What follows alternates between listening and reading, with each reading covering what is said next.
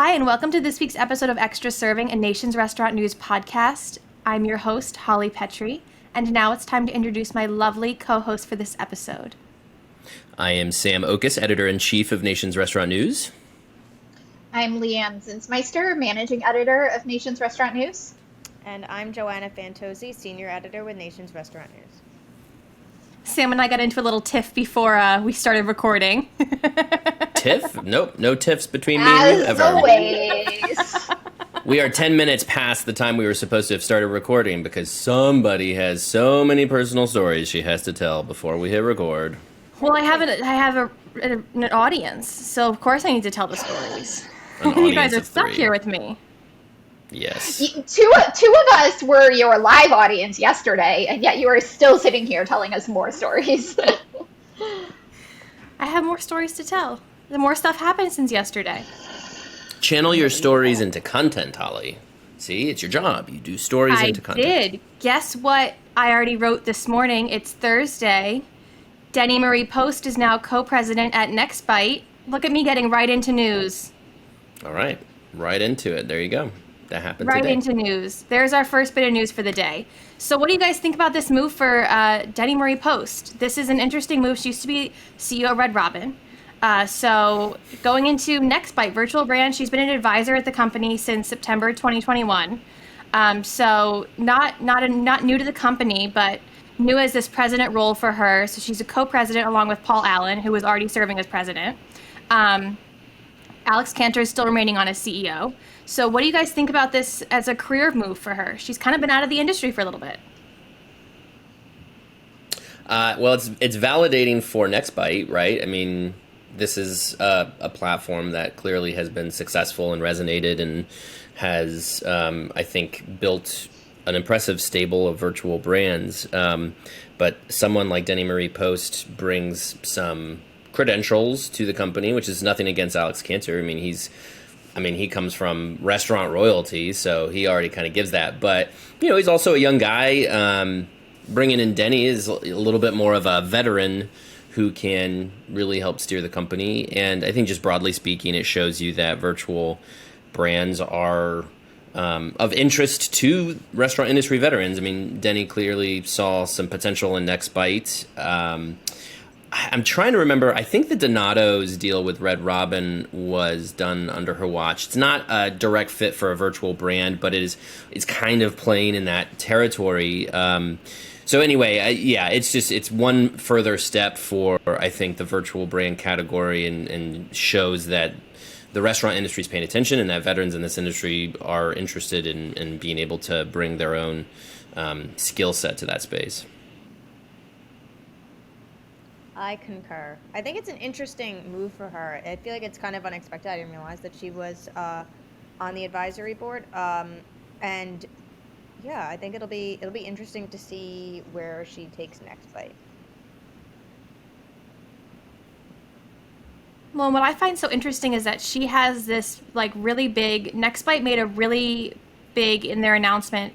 They made it really important to emphasize that she's been in charge of marketing these really big products for the companies that she's worked for, that she's been the marketer for all of these big releases. When she worked at KFC, when she worked at Burger King, they were this was Denny Marie Post's doing.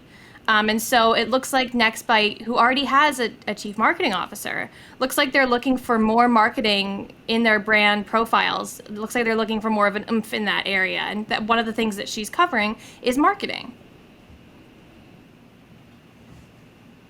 Yeah, look, virtual brands are basically all marketing, right? There's no brick and mortar. So the whole category without marketing is nothing. I'm of a mind that much of the virtual brand space is still about the novelty of it. Of course, it's the convenience of it and the ability to kind of own this virtual real estate. But, at the end of the day, to get a customer's attention, you can't just depend on them finding you on DoorDash. You have got to make an impact through your marketing. This is why celebrity virtual brands, I think, have become so hot, because you automatically have this vehicle to attach yourself to that does the marketing for you. And so someone like Denny, who has that marketing experience, is going to, bring that, again, the institutional knowledge of the industry to something very dependent on marketing. So it'll be really interesting to watch and see how those two things coming together can be successful for Nextbite. And if you want to learn more about marketing of virtual brands and how you can get your virtual brand name out there and gain trust with customers, you should keep eyes and ears out on Book Online and next month's issue of NRN, because I will be writing a story on that. Nice plug, Joanna. Joanna is so great at plugging. She's such a professional.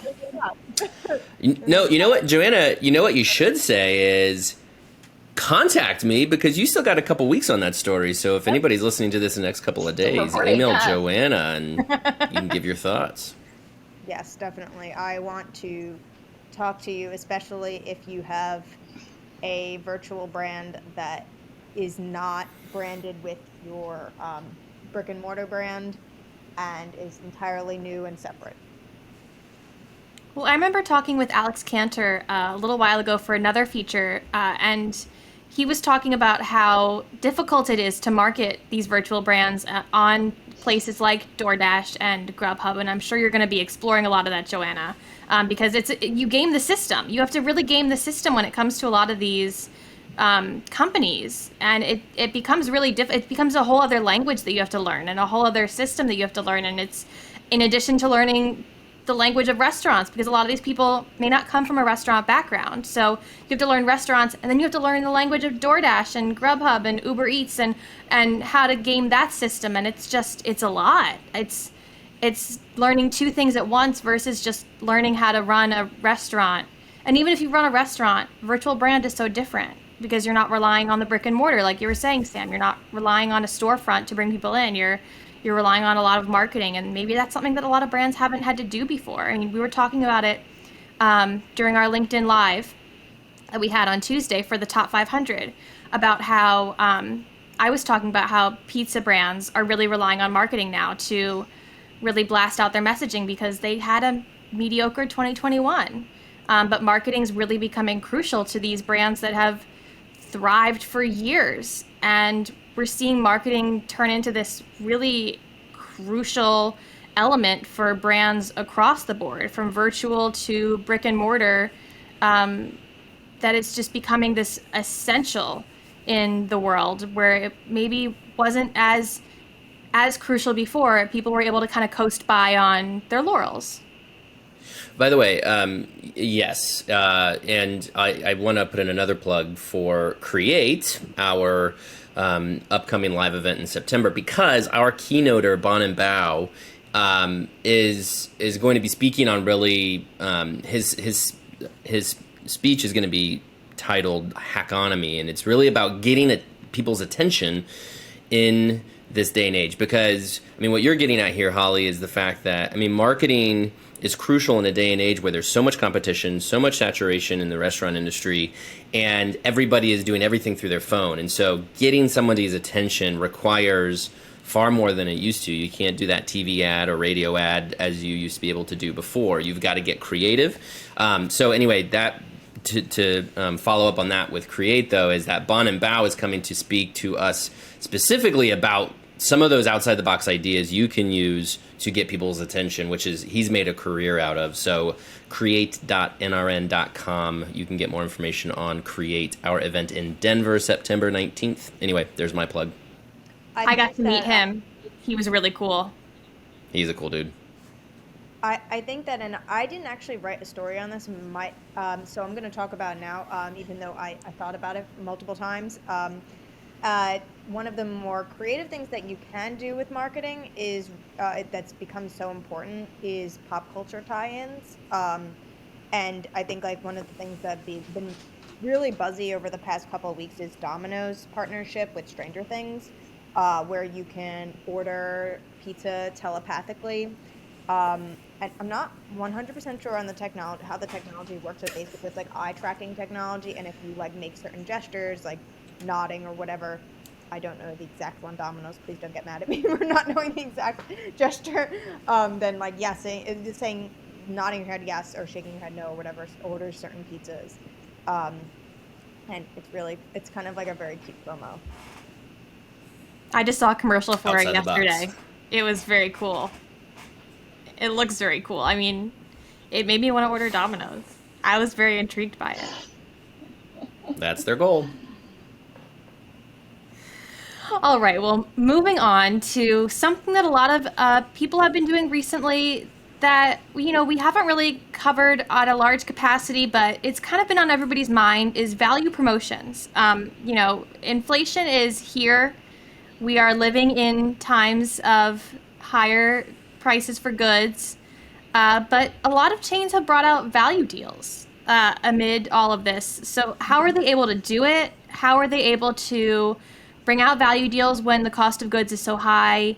Are we seeing returns on them? What is the deal with value deals? It's interesting. It's been 6 weeks now since the NRA show. And I don't know about you, Sam, but I feel like everybody I talked to about inflation in Chicago said, yep, we raised our prices and everything's great. We're not losing traffic. We're not, customers aren't pushing back. I feel like maybe the tide has turned because just in the last maybe 2 weeks, you're right. Everyone is pushing value deals, discounts. Some really creative ones. Bertucci's is doing this throwback pricing thing where on certain days in July, all of their menu items are the same price that they were in the 80s. Just really original things like that, different from the normal kind of value deals that we see, that makes me think they are starting to see some slowdown in traffic from inflation. I do have a little bit of data because I am me from NPD that in April, traffic from households with kids was down 8 to 9%, depending on the age range. And that losing that kind of traffic does make a difference. And so in terms of how restaurants are managing these value deals, I mean, it's really just a balancing act of you got to keep traffic up, and you can't do that if your prices are through the roof. And so I feel like everybody's now coming up with these. Most of the ones that I've seen, I've been trying to keep track of these value deals. A lot of them are specific deals just for specific days. So White Castle, for example, has a string of value deals this summer, but they're all like 1 day only. Come this day and things are this % off. Order delivery on that day and it's free. So I feel like those are some of the patterns that I'm seeing this summer that are unusual from restaurant operators.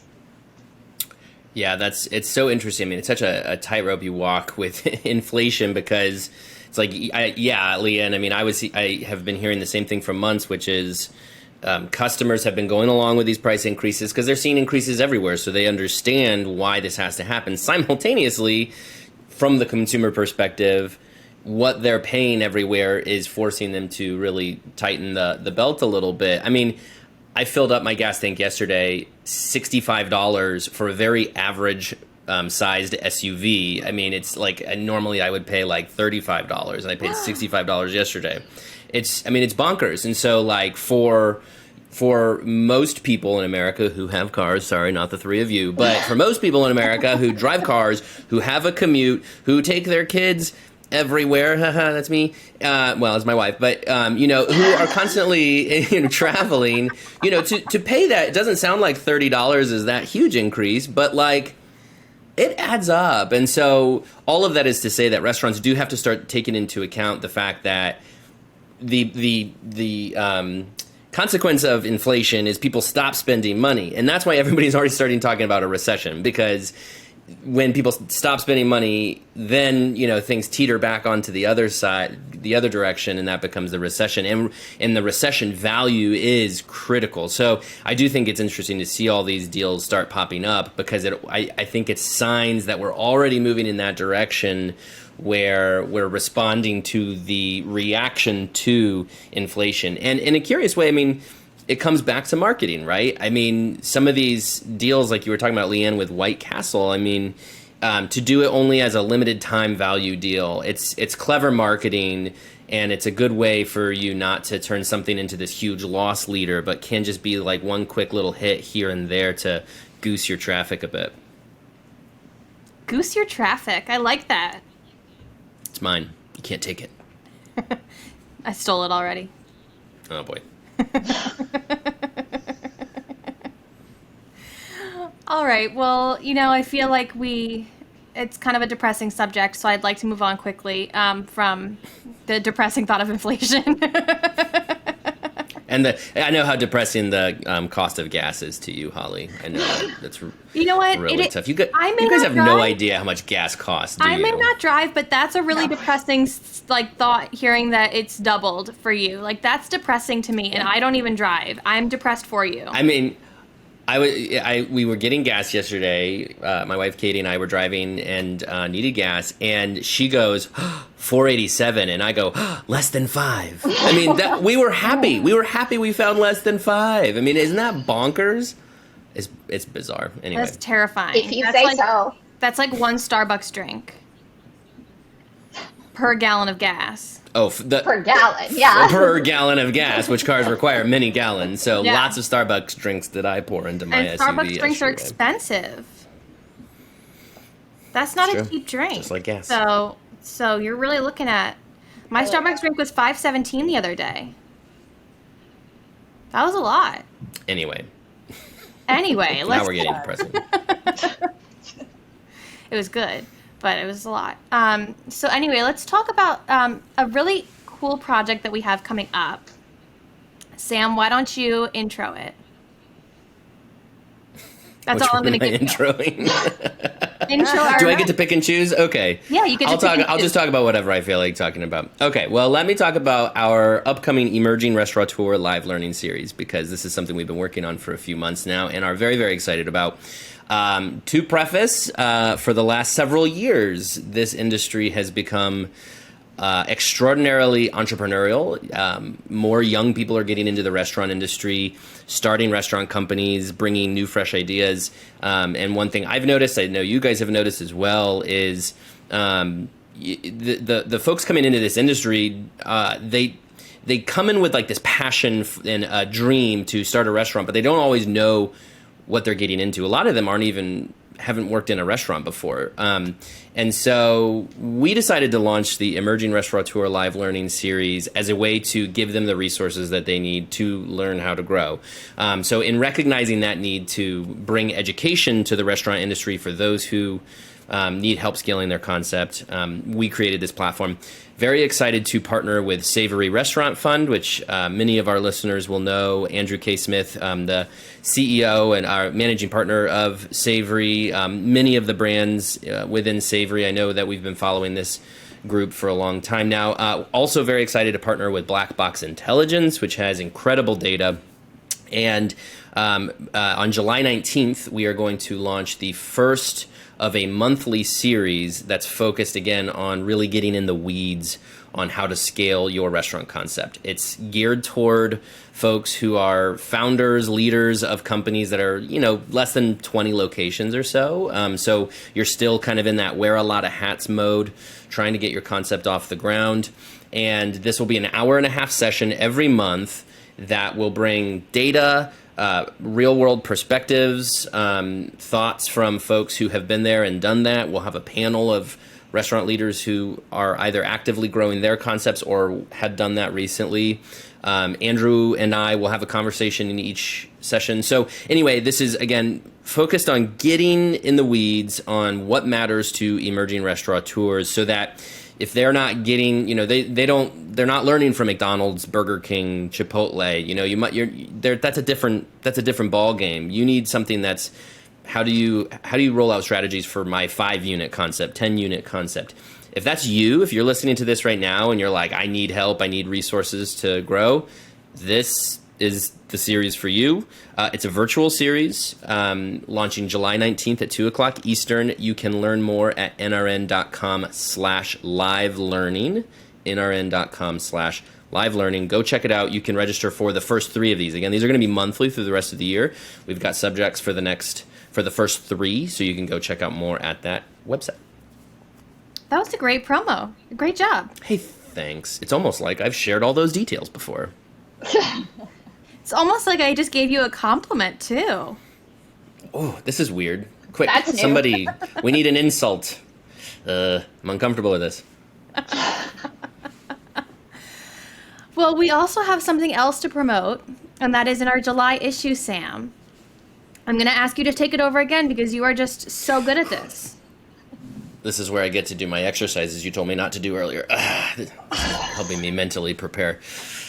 Anyway, so the other exciting thing we have coming in July is our Snapshots of Success series. And this was something we did last year, which is we followed up on our top 500, which we released last week. Gosh, what is time? That was last week, I think. Top 500, if you haven't checked that out already, go check that out. That's over at nrn.com. We follow up the top 500 with diving deep into a handful of restaurant companies that, according to the top 500, performed very well last year. So unit and sales growth. Who are those that really found a way to, in all of the challenges that we're facing, grow quite a bit, kind of hacked that, figured out the right equation for growth, even when all of the stuff in the world was kind of against them. So anyway, Snapshots of Success. We've got about 20 profiles of restaurant companies that grew. That will be in the July print issue of NRN, but we're also going to be rolling out some great multimedia content here in the coming weeks from our Snapshots of Success brands as well. So just follow NRN in all the places you usually do, newsletter, subscribe. You can catch it in print, get it on our Instagram and our LinkedIn and our TikTok. I don't know. We're going to put it everywhere. So yeah, follow NRN and you will get lots of great snapshots of success for how successful brands have grown. Holly, back to you. Oh, well, thanks, Sam. Taking it away. I think I need a nap after all of this. Maybe you should have another Frosty. Ooh, that's a good idea. No, you were too tired yesterday after your Frosty. It's dangerous. Leigh Anne had to watch me eat that Frosty, and then Holly had to watch me be sleepy after the Frosty. I had to watch him mute our call, answer the phone, tell his wife what he wanted, watch her deliver the Frosty to him, and then watch him eat a Frosty. All of this happened during our weekly one-to-one yesterday. In my defense, don't ever not answer when your wife calls, right? I mean, I'm on a call with Leigh Anne, but wife takes priority, sorry. But her call was, do you want a Frosty delivered to you? And yes, the answer is always yes. So yes, then Leigh Anne had to watch that, me down that Frosty. So I watched the whole thing unfold in front of me. Joanna's like, I'm great. never coming back on this podcast. Someone should tell my husband that you need to pick up the phone when you call because I feel like he's not. Oh, well, I might be able. Matt missed that memo. I might calls are serious. Delivering him a Frosty, even though we don't have any Dairy Queens around here. So It's a Dairy Wendy's Queens, thing. Joanna, take it back. You New Yorkers, I don't know what to do with any Sam, I of you. knew You it thought a was Frosty Wendy's. is from Dairy Queen? I knew it was Wendy's. I did. I knew it was oh my Wendy's. God, I'm sorry. I I need to stop this podcast We now don't so I have can It go was weep. Wendy's. Oh my God, that was embarrassing moment, and Holly has to cut that. Holly has never even eaten at Wendy's. Holly's I never haven't even eaten at Wendy's. I ate Wendy's on the podcast. Oh, right. That's true. Yeah, we got it. All right, Joanna, you and I, we need to have a conversation about I've never had a fast food Frosty knowledge. before, so We're going to have it on the podcast. Again. Okay. you could do all sorts of like tastings with me and Holly because I feel like Holly had Taco Bell for the first time a couple of months ago, right? I cannot wait to eat that Taco Bell item with Cheez-Its in it. That is like my dream come true. I cannot wait to eat it. Cannot wait. I don't know how you guys have these jobs. You don't even eat fast food. You did not grow up on fast food, I've and here had you Taco are. Bell before. Okay, that's fair. But yeah, future podcasts, we're gonna all be eating Frosties together. Book it. Can't wait. I feel like it's. Do you eat a Frosty? I guess. You eat it with a because, spoon. Like, I feel weird. You got to do it with a say- spoon. I feel Yeah. weird to say like eating like an ice cream type of thing. 'Cause you're not like No, you really eat it with a spoon. Don't people dip their What's- fries in it? Yes, people dip. Some their people do fries. that. What is another verb for what you do to a Frosty, Drink? to ice cream? To ice No, cream, you I can't mean. drink it either. It's somewhere between. Spoon? Ice cream, you lick your I ice guess. cream, but Or dip. All right, we've jumped the shark. I'm ending this. yeah, good usage of that term, Holly. Well done. Oh. All right, Joanna, why don't you tell us about your interview for this week? Well, it's actually about the depressing subject. No, that's not true. We had a really great conversation. It's with famous toastery CEO Robert Maynard, and we did talk about inflation. However, we talked about menu prices, inflation, and how all of these things like rising wages is affecting the bottom line. And we had a really great conversation. So definitely stick around for that. Great. Can't wait to hear it. Everybody stick around for the interview, and thank you guys so much for joining me today.